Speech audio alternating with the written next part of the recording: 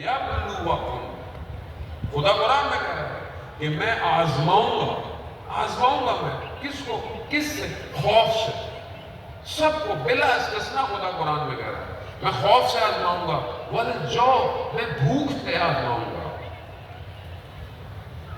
وَالْأَمْوَالِ مال سے آزماؤں گا، وَالْأَنفُسَ تمہاری جان سے جو میں سب انہی چیزوں سے تو خدا آزماتا ہے.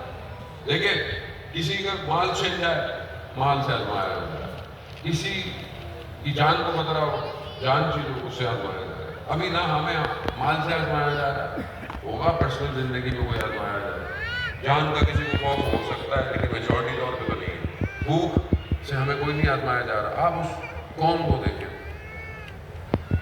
جان سے، بھوک سے، مال سے، ہر چیز سے آزمائی جا رہی ہے. آزمائی جا رہی ہے. مگر آگے قرآن کا اگلا حصہ دیکھیں، یعنی رسول ان سب کو خوشخبری دے دو کہ جو لوگ صبر کرنے والے ہیں ان کو خوشخبری دے دو. خوشخبری دے رہا ہے آزمائے جاؤ گے مگر صبر کرو.